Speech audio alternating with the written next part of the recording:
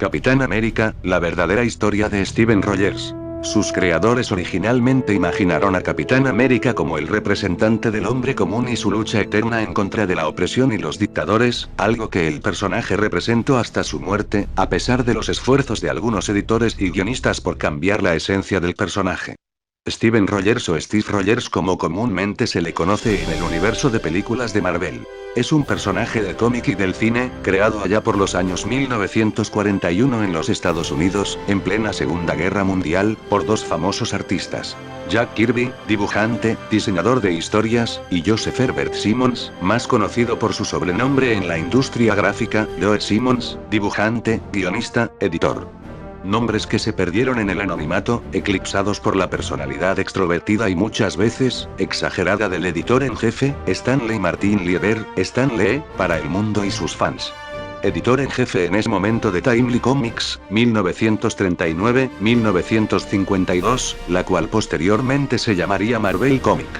Aquí entonces tenemos la primera mentira sobre el origen de Capitán América, pues como sabrán todos aquellos que han visto las películas de Marvel, Disney, Hollywood no pierde tiempo en hacernos creer que fue Stan Lee, quien no solo creó al personaje de Capitán América, sino que fue el moldeador del universo Marvel, dejando incluso de lado al nombre de Jack Kirby, reconocido en el mundo de los artistas gráficos, como el hombre que dio consistencia y forma, no solo al mundo del universo Marvel, donde estructura la saga de historias de los Eternos, donde se encarga de contar cómo habría sido la creación de la especie humana, por parte de entidades extraterrestres en un pasado distante, una idea que tomaría del reconocido escritor y teórico de los astronautas antiguos Erich von Däniken, plasmada en su libro más aclamado, Recuerdos del futuro.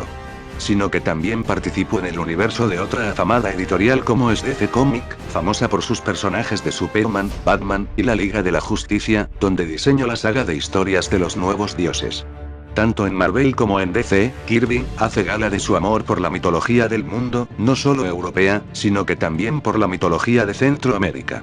Cabe destacar que, en este marco, Capitán América representaría a un viejo personaje de la mitología europea, cosa que muy probablemente, Kirby y Simmons, habrían dejado como una marca de agua sobre el personaje, para que futuros investigadores pudieran reconocer, dado que muchas veces en las entrevistas dadas por Stan Lee, vemos que no dice nada sobre la mitología de estos personajes, pues la mitología no habría sido parte de sus conocimientos en sus años. A lo largo de las décadas, la figura de Capitán América ha tenido sus altos y sus bajos, especialmente en períodos oscuros de la historia de los Estados Unidos, donde sus ideales en defensa de la libertad y la igualdad no siempre han sido bien recibidos, ideales que también compartían sus creadores, por ser hijos de emigrantes judíos.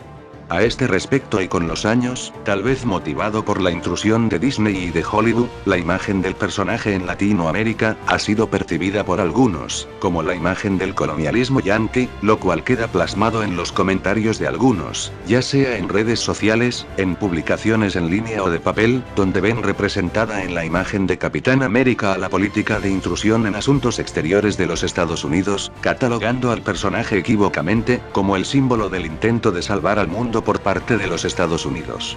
Lo cual no podría estar más alejada de la verdad, dado que, en primer lugar, para aquellos que no lo saben, Steve Rogers no es norteamericano en el más estricto sentido de la palabra, pues, aunque nació en suelo norteamericano, sus padres eran emigrantes irlandeses muy pobres, que habrían llegado a América en busca de nuevos horizontes, lo cual por supuesto, es alterado en la versión que nos da Hollywood. Asimismo, muchos podrían pensar que esto lo convertiría automáticamente en un ciudadano norteamericano, pues están equivocados, como bien saben los historiadores, por mucho tiempo los descendientes de los primeros colonos ingleses de los Estados Unidos, no consideraron a ningún emigrante, ya sea irlandés, español, mexicano, alemán, chino o africano, como un verdadero ciudadano de ese país, tomándolos en el mejor de los casos, como ciudadanos de segunda clase, y en el peor, como animales, a los cuales se les podía esclavizar o golpear. Entonces en un giro del destino, tenemos a un personaje que es hijo de emigrantes, perseguido en suelo norteamericano, quien defiende los derechos de los oprimidos, pues él también lo fue. En algunos cómics, sepultados bajo décadas de abandono, se puede leer a Rogers, recordando cómo su familia habría sido perseguida, en las calles de Brooklyn por gente furiosa anti-inmigrantes, cuando él era un niño. Esta infancia dura, muy posiblemente originada en la misma infancia de sus creadores, habría de formar el carácter del futuro Capitán América. Asimismo se muestra que la madre de Steve, Sarah, habría sido una mujer esforzada y extremadamente bondadosa, nacida y criada en Irlanda, la cual sufría en secreto por los malos tratos del padre de Rogers, un hombre alcohólico, quien moriría cuando Steve era un niño, dejándolo a él y a su madre en la más profunda pobreza, de la cual la madre de Rogers habría intentado con todas sus fuerzas dejar atrás, logrando incluso que su hijo estudiara bellas artes, antes de su muerte, lo cual al menos queda plasmado en 2 escenas de Capitán América el primer Vengador, donde le vemos dibujando en un viejo cuaderno, a un mono bailarín sobre un monociclo, y después en una escena eliminada, de Los Vengadores, donde vemos a Steve, dibujando algunos edificios. Esta era la vida que tenía un muy escuálido Steve Rogers, cuando estalló la Segunda Guerra Mundial. Solo, sin amigos o familia, luchando en las calles de Nueva York para sobrevivir. Al contrario de lo que el cine nos muestra, Rogers no tenía un fiel amigo o compañero, encarnado en las películas, por un James Buchanan Barnes, Bucky, quien fue introducido a la historia a posterioridad, como un compañero del ya creado Capitán América con todos sus poderes. Según la historia imaginada por sus creadores, Rogers ve plasmada la opresión y abusos que había sufrido a lo largo de su vida, en la ocupación nazi sobre Europa, decidiéndose a luchar en contra de esto. Al contrario de lo que se cree popularmente, Rogers no habría querido enlistarse solo por estar empapado de un gran patriotismo, como habría sido el ambiente en esa época, sino que lo habría hecho en gran medida, movido por la necesidad de defender al pueblo inocente de Europa. Algo que, sin duda, habrían sentido sus creadores, impotentes en ese entonces, mientras veían que sus familiares en Europa caían bajo la bandera nazi. Sin embargo, y pese a sus intentos por alistarse, es rechazado debido a su condición física, incompatible con el servicio activo. En un golpe de suerte, en uno de sus tantos intentos, sus súplicas son escuchadas por el general Chester Phillips, quien le ofrece en secreto la posibilidad de entrar a un programa experimental que busca mejorar el rendimiento de los soldados, llamado Operación Renacimiento. El cual en secreto busca crear al primer supersoldado de la historia. Pero el cual, como se verá más adelante en los cómics, solo despertará algo ya dormido en Rogers, algo que, a mi juicio, le habría permitido sobrevivir al proceso de renacimiento. Entonces Rogers es llevado a un laboratorio secreto en Washington, donde conoció al Dr. Abraham Erskine, alias Profesor Joseph Reinstein, el creador del llamado suero del supersoldado. En principio este procedimiento fue descrito como una inoculación de una sustancia vía intravenosa, muy parecida a los esteroides o más como una terapia biogenética, similar a las actuales terapias genéticas. Tal vez algo que Kirby ya intuía de sus lecturas mitológicas, o de los astronautas antiguos, lo cual fue cambiado en 1960, por la autoridad del Código del Cómic, quienes impusieron veto sobre la descripción gráfica de la droga, ingesta y abuso, y por lo tanto el supersuero fue reconvertido en una fórmula oral. Los posteriores cómics insinúan una combinación de tratamientos orales e intravenosos con un régimen de entrenamiento extenuante, que culmina con la exposición a beta rayos. Pese a esto se impone a mi juicio, la idea original de sus creadores, pues si consideramos que Capitán América forma parte del universo Marvel, donde aparece por primera vez la idea de un mundo poblado por entidades de origen extraterrestre o de seres como los mutantes, humanos con alteraciones genéticas naturales, capaces de mostrar increíbles habilidades, no es descabellado pensar que en realidad el suero del supersoldado no sea otra cosa que una terapia genética, destinada a despertar las ocultas habilidades del gen superhumano. Algo recurrente en las viejas historias de semidioses.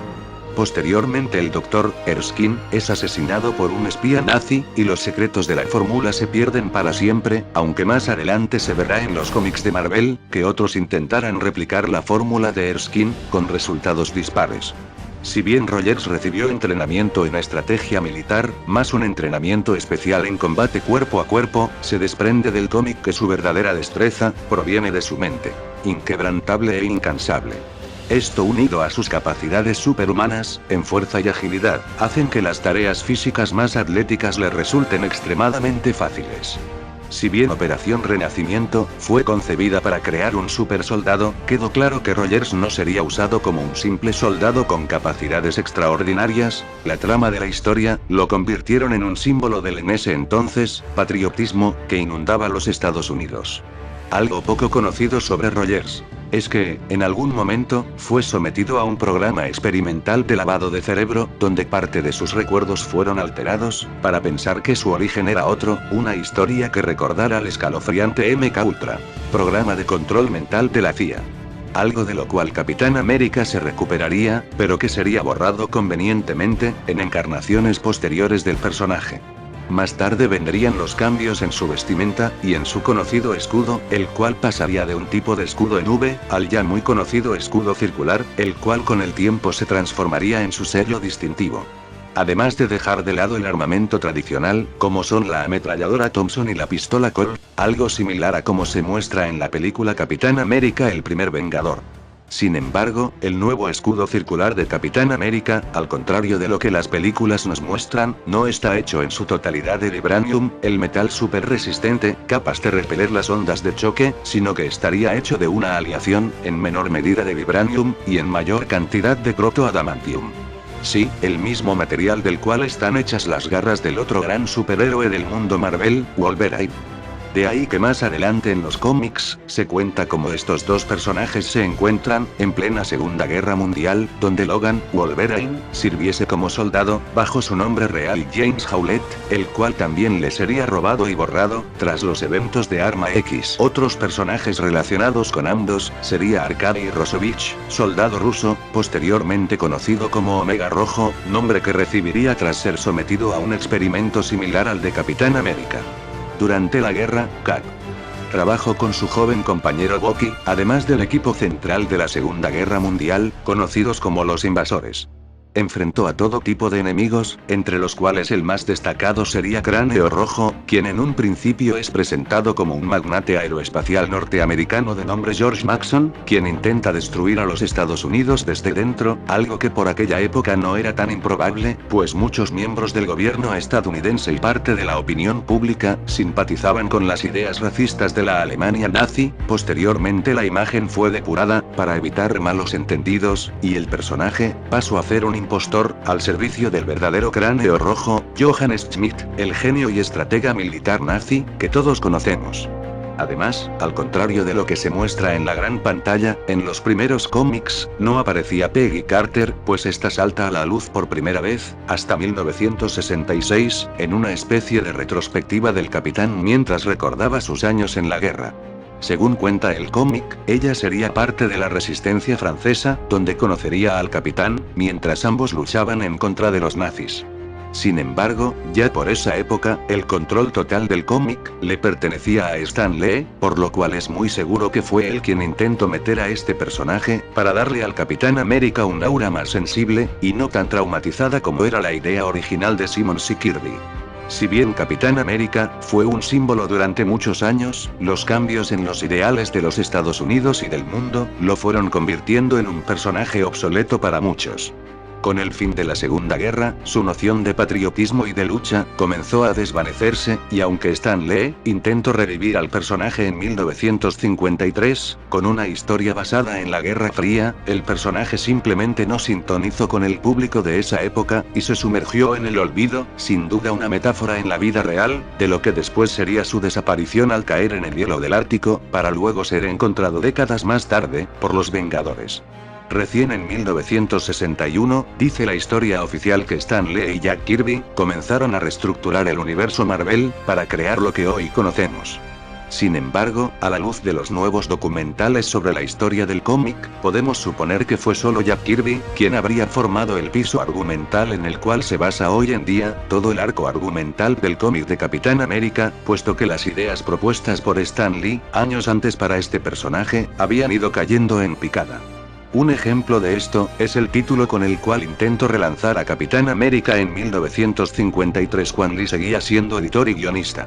El aplasta comunistas. Como fuera el caso, ya para el año 1977, tanto Kirby, Simmons y Lee ya no tenían nada que ver con el cómic, y el personaje pasó a ser escrito y dibujado por otros artistas.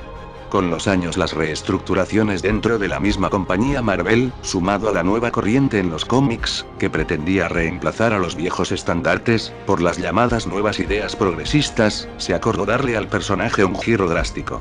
Para esto en 2006 aparecen los cómics denominados Guerra Civil, donde el mundo Marvel es sacudido por una nueva política del gobierno norteamericano, una que pretende identificar y rastrear a sus ciudadanos más poderosos, muchas veces en contra de su voluntad y utilizando la fuerza. Debido a esto Capitán América entra en conflicto con el gobierno de los Estados Unidos, y con el mismísimo Iron Man, por su nueva política de persecución y registro federal obligatorio de seres superpoderosos, sin duda un guiño a las políticas de persecución federal del gobierno norteamericano, sobre los indocumentados, o sobre todo aquel que esté en contra de sus políticas, en manejo de armas, política exterior, y medioambiental.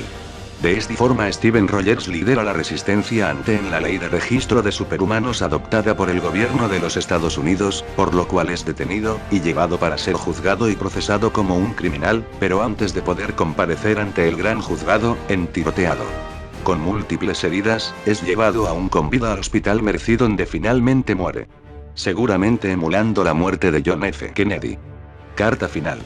No importa lo que la prensa diga. No importa lo que los políticos o las mafias digan. No importa si el país entero decide que algo que está mal está bien. Esta nación fue fundada bajo un principio sobre cualquier otro. El requerimiento de que nos pongamos de pie por lo que creemos, sin importar los pronósticos o las consecuencias. Cuando la mafia y la prensa y todo el mundo te dice que te muevas, tu deber es el de plantarte como un árbol, al lado del río de la verdad y decirle al mundo entero, no, tú muévete. Steve Rogers.